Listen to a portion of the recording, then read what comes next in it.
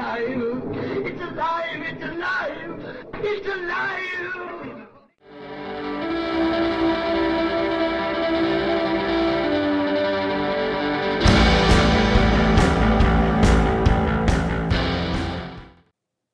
Hello and welcome to Alive After Reading. I'm Tim Niederreiter, and I've got a frog in my throat, but I've also got a guest with me today, Gail Carriger. Welcome to the podcast. Hi, Tim. Thanks for having me. I'm excited to be here. Well, I'm excited to have you. I have been hearing about, well, I've heard you on a bunch of other podcasts in times past, sometimes not all that far past. Sometimes very far past. We were saying before we got started that was possibly Mur Lafferty's I Should Be Writing, and the first time I was on that was in the early 2000s. So Right. Yeah, I started listening to Mur just about the same time she started podcasting. I'm an OG. I think we both are. Old school. Too, yeah. I Should Be Writing listeners, and that has been that was a good time. I mean, it wasn't a good time for me. I was a teenager, for God's sake. Oof. It was a miserable time of my life, but it was very helpful to have Mur there to help me get through it because I was just starting out writing. Yeah. Anyway, that's my little story about I Should Be Writing, I guess. You know, it just keeps going because I Should Be Writing's still there, and I'm still writing. So are you. Still there. Still one of the heritage podcasts, I would say now, for us in this industry anyway. Right. I mean, it's one of those podcasts that, you know, people who say, like, oh, yeah, podcasting was started by name anybody, but they never heard of I Should Be Writing or any of those people who were doing it way long ago. Like T. Morris and well, that's because it was our niche, right? Those of us who were writers, particularly science fiction and fantasy writers, like, we have our own little podcasting guru gods who sort of started it for us, and like we're like, yeah, of course there were stand-up comics doing it and stuff like that too, but like we didn't notice them and they didn't notice us. Yeah, now stand-up comics are everywhere in podcasting. It's like it's almost as serious of an industry for them as actually doing comedy. Well, now it is more of an industry for them doing comedy because of the pandemic. And I can only laugh about the pandemic because, you know, at least they have their podcasts to help get by. Anyway, so Gail, what sort of stuff have you written? Just to remind us, the listeners, I'm sure most of the listeners will probably have heard of you. This podcast is fairly small, but you know, and your fan base is rather whopping compared to mine, I'm sure. What have I written? What sort of series do you have out there? Maybe is a good place to start. Sure. So I started back in 2009, and I have about 30 books now. Most of the ones that people have heard of exist in the same universe, which is called the Parasolverse, which started with Solus, which was my debut, although I had written stuff before that. That was the one that sold and became a hit. And that was traditionally published. And I have 3 traditionally published series with Orbit, 2 of them with Orbit, well, they're all with Hachette, 2 of them with Orbit, 1 of them with Little Brown. Little Brown is a children's book publisher, and they did a young adult series for me in the same universe. And then I also have a adapted manga series, and then a couple of film options out of that oeuvre. And then since about 6 years ago, I started transitioning to hybrid, and now as of COVID situation, I'm mostly self-published. And I started by writing in-universe shorts and novellas that tied into the platform that traditional publishing had already given me. And also I did a couple of spin-off mini-series from that, and then I have some new series, a science fiction series, and an contemporary urban fantasy high heat series for romance readers mostly. And then I have 1 nonfiction book, which is The Heroine's Journey. And that was the one that really drew my attention today, but the last one. But obviously quite successful is your series out there, you know, and pretty. How tough is your transition to hybrid, though? Actually pretty seamless, and this ties into how we kind of started this conversation, is I've always really paid attention to the self-publishing world in a way that I think a lot of other traditionally published authors of my generation didn't, because of podcasters. So I was kind of there going the traditional route myself, because coming out of sci-fi fandom, that was kind of what I was taught you were supposed to do, and I was into it and excited about it. You know, So I was happily poodling along a traditionally publishing route, and but still listening to people like Murr and T. Morris and so forth talk about their struggles with trad and or going the self-publishing route, or at least or someone like Dan Sawyer, who at least going with audio self-publishing and then kind of moving into self-publishing as the avenues became more open, and or in the case of Murr, moving into traditional publishing and seeing how that jived with their careers. So I always joke that I'm a traditionally published author who's mostly acted like a podcaster or a self-published author from the start, which has served me in good stead and also made me very comfortable and prepared to make the transition to hybrid. So weirdly, so the path most traditional sci-fi fantasy authors take is they get some short stories published, they get some notice in Asimov's or something like that, they get a book deal, et cetera, et cetera, et cetera. I did not go that way. I had one or two shorts published, but nothing of note. So my first novel was kind of my first hit and my first recognition within the sci-fi fantasy world. But my hybrid career and my self-pub career has gone that way. So I started out by using short stories to experiment with different platforms and putting those out into the world. And then I started writing some novella-length stuff, and now I'm writing full-on books in new universes and series and stuff as a self-published author. So I weirdly followed a kind of traditional track. And that was partly because I had a big enough platform and name when I started self-publishing to want to do it with relative caution and to make the mistakes of cover art and that sort of thing with shorts that were a lower cost in terms of messing up. Yes. When I started out self-publishing, it was like 2015. I published my first short story, and that cover there it's still bad. Actually, I just revised it, but it's still bad. I just that's ugly. I need to fix that. Yeah, I started around 2015, 2016. It was same deal, and those were back in the days when you had to use Signa and Calibre, and you had to do some manual coding, and that no formats were consistent, and every aspect of everything was kind of slapped together, shall we say, including the cover art. Yes, go on. Sorry. But that's a mistake you can afford to make if you're just working with short stories, and people, in 99-cent offerings and stuff like that, people are pretty forgiving. Especially with me, I've always been very honest with my fans, and I've just been like, this is the way you get it right now. If I get better, I'll figure it all out. It's only 99 cents. Don't get mad at me. Yeah, I'm not going to spend. They're used to it. I'm not going to spend $300 on a cover for a 99-cent book, in my case, for example, or $1,000. Yeah. Even if you're going to make, it's like no, it's not going to happen. And in my case, I spent 4 or 5 years learning to make semi-decent cover art using Photoshop or cover whatever. I'm not an artist. I'm a designer, I guess, is how I think about that now. But it's funny because I just never had the funds. I never was able to scrape up the funds to make to hire someone to actually do a book cover for a big fantasy novel or a sci-fi book or any of that stuff.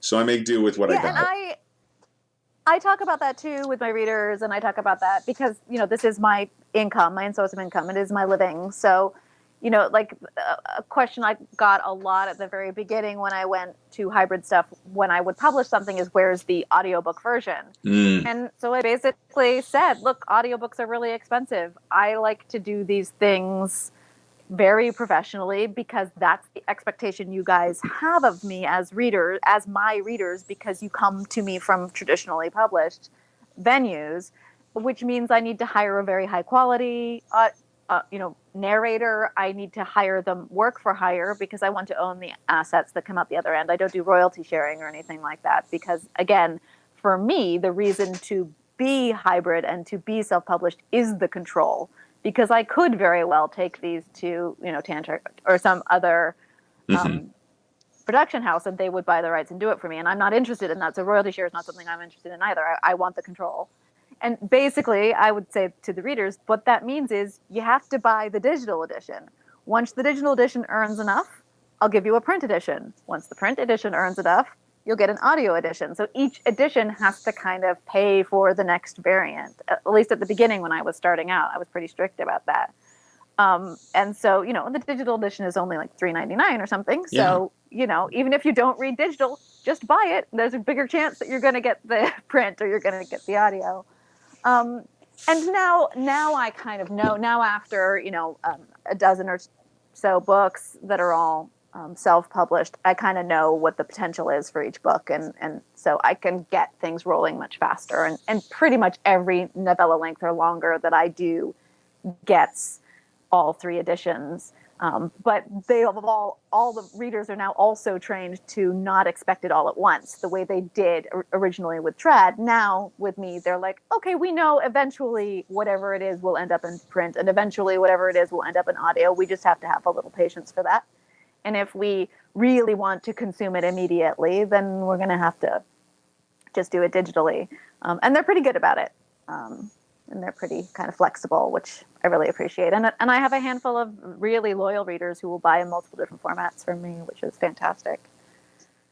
Yeah, it must be nice.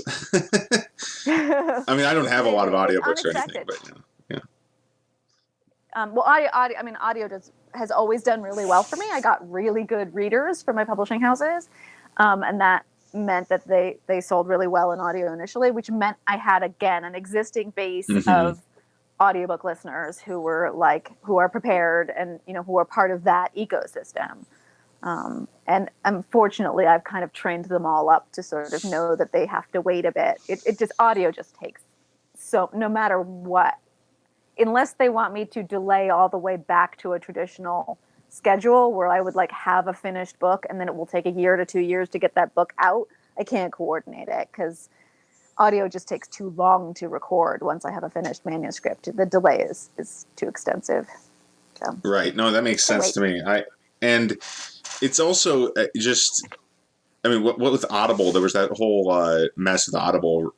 What was it? When was that? I'm not actually. I was keeping up with it for a while there, but Audible I kind of lost track. The recent one? Yeah, the recent one. It was it's still going. Oh, it's still going. Okay. Yeah. It's and it makes me glad that I only have the one audiobook and it's just a little novella. Because then I don't have to worry about that at least. But on the other hand, of course, it'd be nice to have audiobooks and have the resources to make them. But yeah, it's another situation where I was like, there are a lot of things you expect out of publishing once you've been in it for 12 years now, which is what I have now. And one of them is it's just, I don't know. The businesses are in this business to make money. So Amazon is there to make money off of your talent and your assets. Traditional publishers are there to make money off of your talent and your assets. And often that means taking advantage of authors. So you have to learn how to protect yourself. And one of my ways to protect myself is not to get mad about it. Let's just be like, yeah, I kind of expect the vendors to be impossible to deal with and to try to take advantage of me. And, when they've managed to do that, there's a little part of me that's like, oh, look at you cheating the system. There you go. Now the authors have to get angry and fight back, right? Here we go again. Yeah, it's like again. That's the game. We're playing the game. Yeah. We're playing this little Axis and Allies board. The authors lined up as, the rebels on one side or whatever we are, guerrilla warfare. The partisans in France, yeah. Exactly. So Audiblegate happened, and I was like, well, of course Amazon has been returning things and treating it like a subscription service and not paying us for our work. What else would Amazon do? Right, I suppose. Yeah, I mean, it's their prerogative. Just they need to build a bigger pile of money, I guess. Anyway, but also, how do you stay on top? You just keep building a pile of money. Yeah.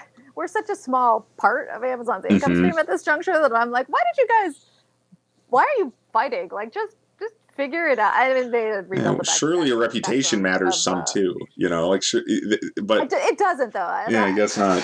Amazon doesn't care about its reputation, not with us. Well, there's not many of us. That's the main thing. There's very few authors compared to other people, right? Yeah, we don't matter. There's always more authors. And somebody's going to to roll the dice and go for it anyway. Yeah. Exactly. Yeah. Exactly. Well, so on a slightly less kind of, I don't know, Amazon note, or maybe it involves Amazon. It's a different kind of Amazon.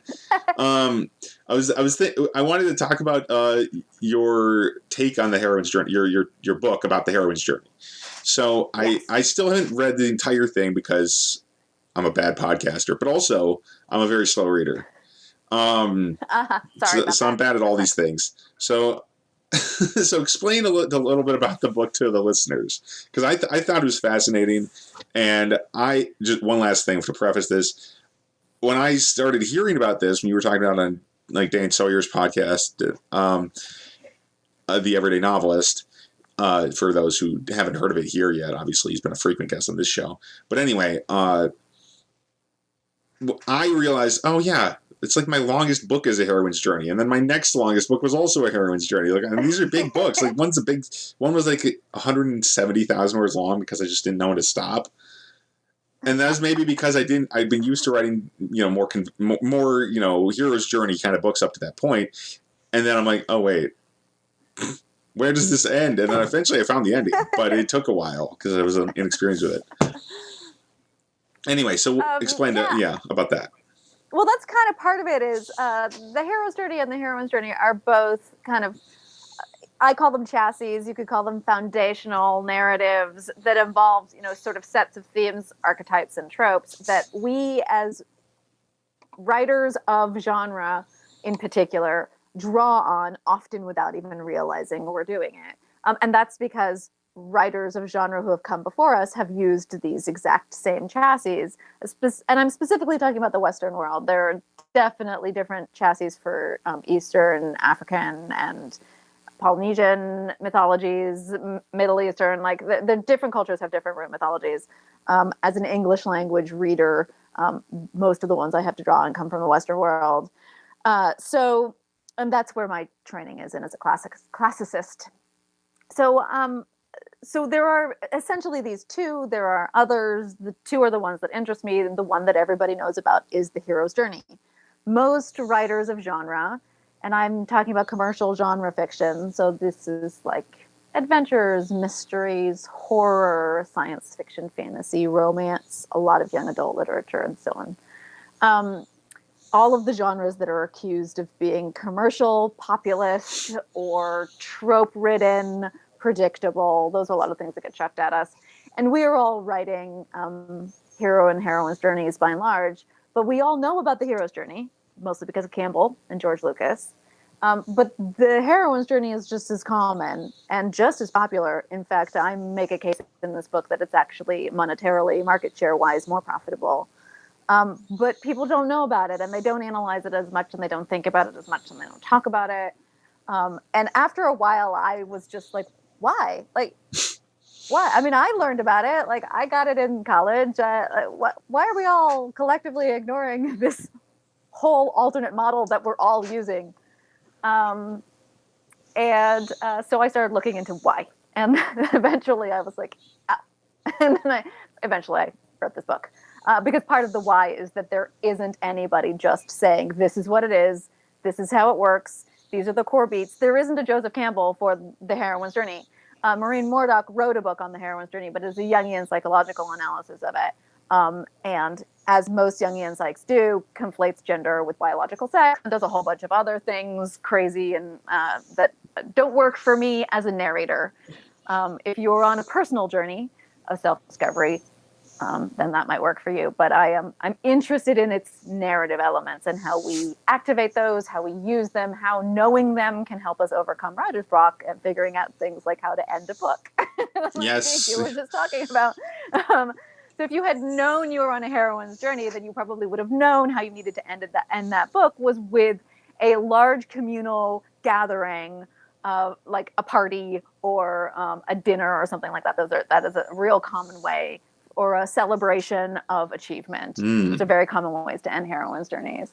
That's interesting, because I didn't actually get there in my book. In this book, which is out actually, it's called Origin of Storms, but it's a big sci-fi adventure but it's wrapped around the core of a heroine's journey. So there's like an action scene that involves the heroine, and this is why I thought this to me sounds like what you were describing in summary before on these other shows, is that the heroine that basically had to get people to assist, and and needed basically to unite a bunch of people to solve the problem at the end, and that's what happened in my book as well. Yes, and that's how I solved. That's how I finally wrote that ending. It's like these people who absolutely weren't getting along, and now they have to. Space opera. Your heroine can be a general, in which case she is delegating out and then coordinating. And that's basically how that worked out. Yeah.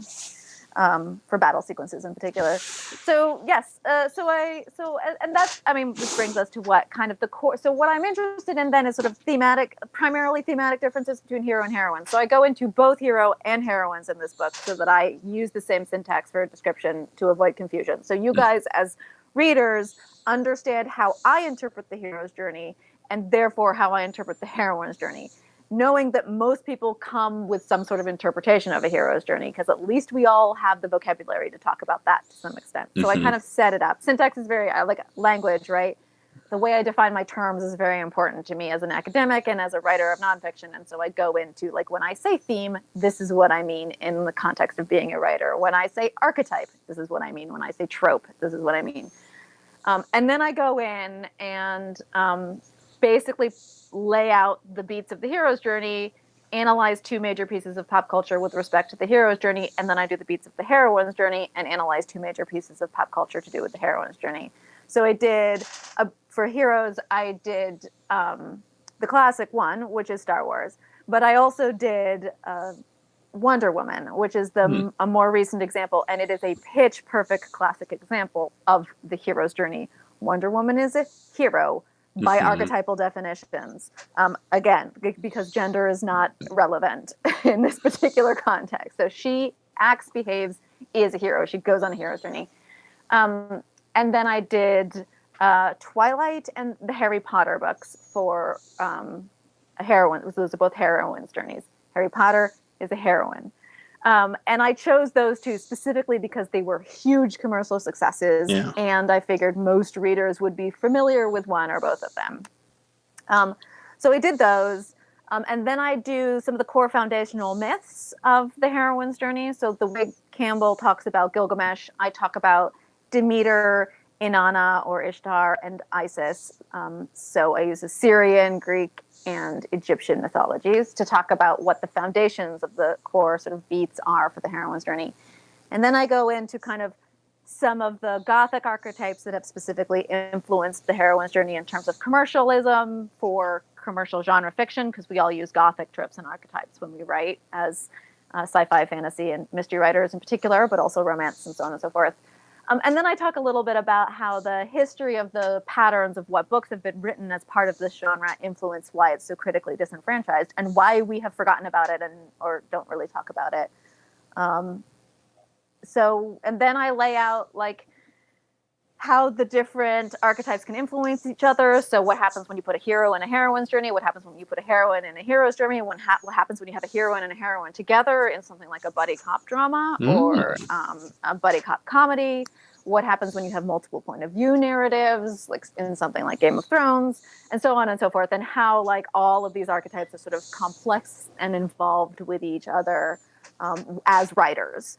And that's in the hopes of being like, if you're writing one of these things, here are some ways to unpack what you're writing, but also help you drive the narrative forward, sort of like tips and tricks to be like, well, if you're writing a heroine's journey, here are some ideas on how you move that story forward, as opposed to a hero's journey. And then I go into kind of like the 10 kind of core principles and premises of the sort of messaging and theming in the heroine's journey. Okay. And that's the book. Well, it sounds really good. I've read the first couple chapters and I really enjoying it so far. So I wish it's also laid out. I have to say, it's also laid out so you don't have to do all of that. Like, if you want to skip the foundational myths, just skip the foundational myths and go on to something else. Oh, but I'm excited about the foundational myths.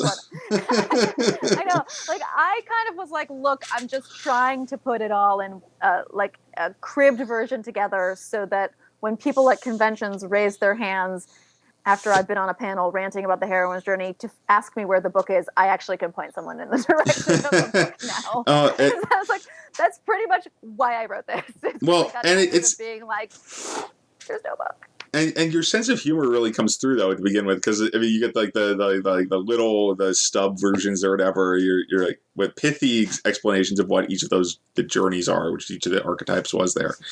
And yes, I did elevator pitches for the journeys. And I thought that was hilarious. And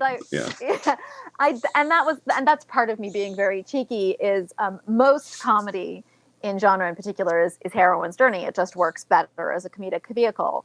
And most comedy is critically disenfranchised by critics. And just look at what wins Oscars as a perfect, or Hugo's for that example, as perfect examples of like, yes, humor does take categories sometimes, but it's pretty unusual. It's more likely to be something dramatic or sad or depressing that wins awards. And why is that? I mean, why do we innately judge comedy harsher than we judge drama, for example? And so, part of that is the Heroine's Journey Association. So I wrote what should be a very dry nonfiction book in a very comedic, lighthearted style, partly because that's my voice as a fiction author, but also because I am poking fun at critics.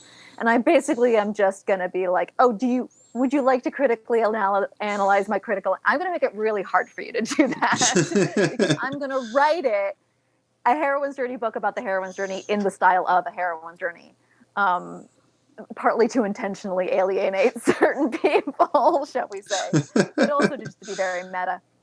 Yeah, I noticed one particular piece that I noticed from these early chapters that I wanted to. I don't have the quote in front of me because I'm not a great podcaster, but I found, to paraphrase it, it was something about the way. Okay, I'm gonna give me a second to hear. Brain fart here coming through. No, it was this explanation you had of the. Geez, now I'm not remembering what I was trying to say. And this has nothing to do with the book. This is completely just me losing it. No, never mind. Are you talking about the Reuben sandwich and reader betrayal, which is what I think that comes later on. Oh no! It occurred to me. No. I was going somewhere else. No, what I was thinking was that you mentioned that the hero's journey, and this is the archetype of the hero's journey. The hero ends up more kind of increasingly alone and increasingly, and those tend toward more. And it's at least the way it's described in there. It's like it sounds like, well, yeah, that would naturally be a more downer story or more dramatic, in the sense of he's losing everything. That's the core of this narrative, basically, or the hero, the character is losing a lot. Idea that there's a vested power play in favor of self-reliance, right? Which is not necessarily a negative thing. No, I try not to be moralistically judgmental in favor of either journey. They have different definitions of strength and power, and success and victory. And for the hero, it tends to be increasing isolation is strength because he has to become more self-reliant and becomes more powerful when he has to go at it alone. And you often have these narrative journeys that end up with your hero in a one-on-one battle of some kind with the villain.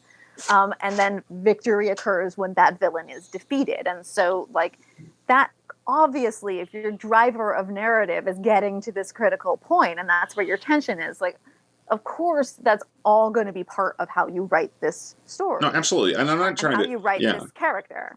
I'm not trying to belittle that. I'm just kind of saying, does that it kind of lends itself to a more potentially more tragic ending?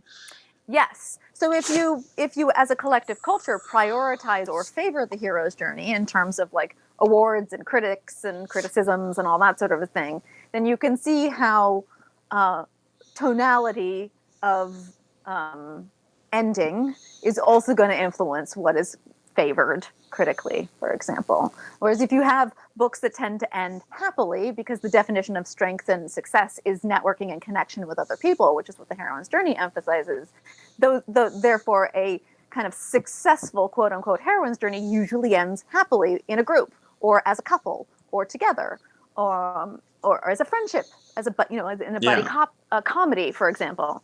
And so you end up with those being kind of thought, that kind of ending being considered pat or cheesy or twee or something. And you're like, well, it's no more or less predictable or tropey or anything than a hero's journey ending. It's just we've sort of kind of assigned value, and it's diminished value towards the heroine's journey style of ending, and pro value or ascribed value towards the heroes. And I just I'm not even writing this as sort of a diatribe or Of course a not. battle, but more as just so that people recognize these sorts of things. And I think as writers, we have to recognize these sorts of things, because you need to know as a writer that if you are choosing to go the comedic route, for example, it's pretty unlikely you're going to win a lot of awards with that. Mm-hmm. You might get a Hollywood deal. You might make some people happy and get some readers. You might make people happy, yeah. And that is, of course, the advantage too. Is your readers are looking for different things from your narratives as well. So if you tend to write heroines' journeys, your readers tend to be looking for something like what we would call comfort, or what I call comfort. Whereas readers of the hero's journey tend to be looking for excitement. So crime thrillers and dramas and those kinds of things. That reader, you have a different core reader. And as writers, we need to think about our reader base and what our reader really wants from us and from our voice. And so knowing which journey you're writing can also help you with that. With your marketing and stuff. I was going to say, that could really, really help with my marketing. I was just like, wow, maybe I should think about that, because I tend to go with, I have the hardest time writing book descriptions. And I think that's giving me a lot of trouble lately, but I don't know.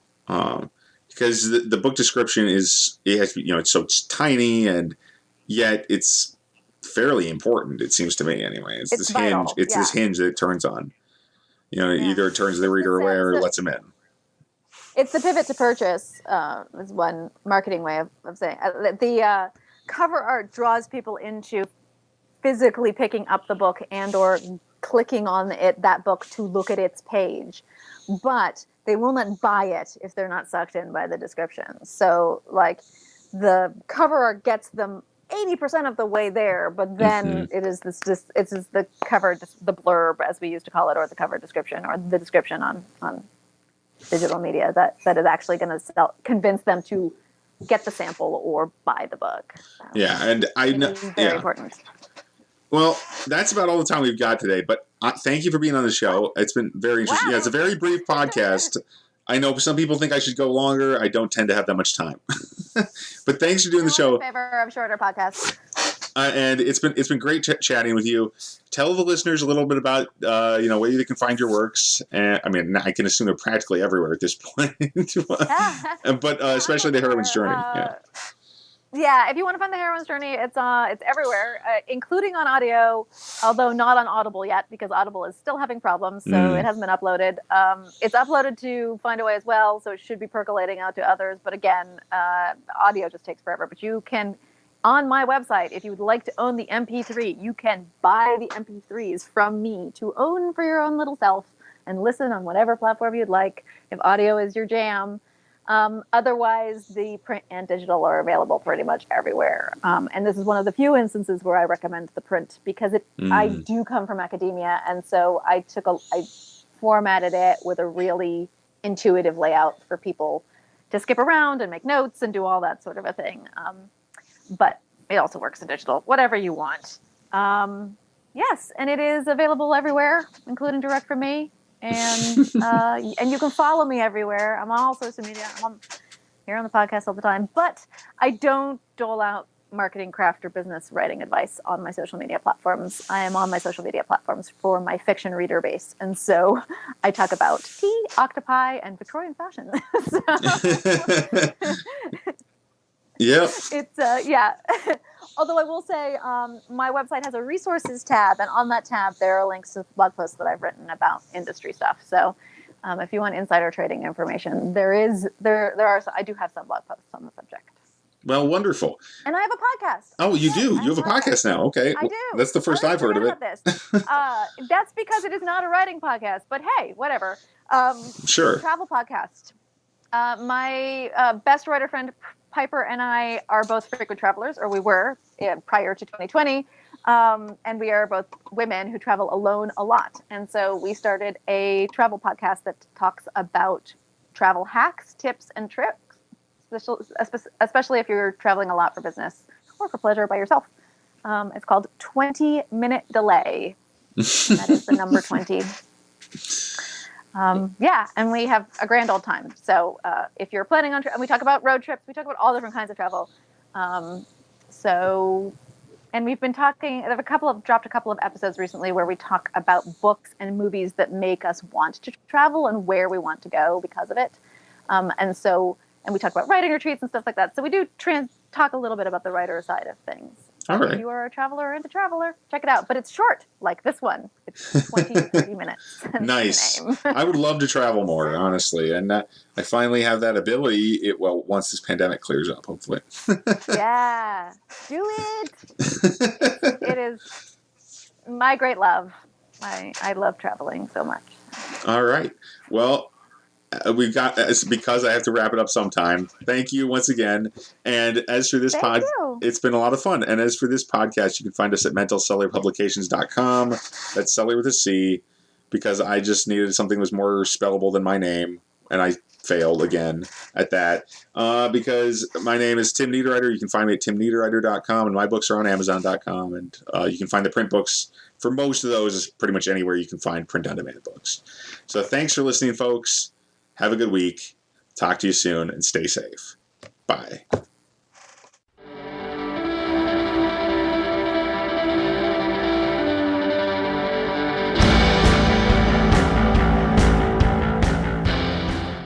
That tears it.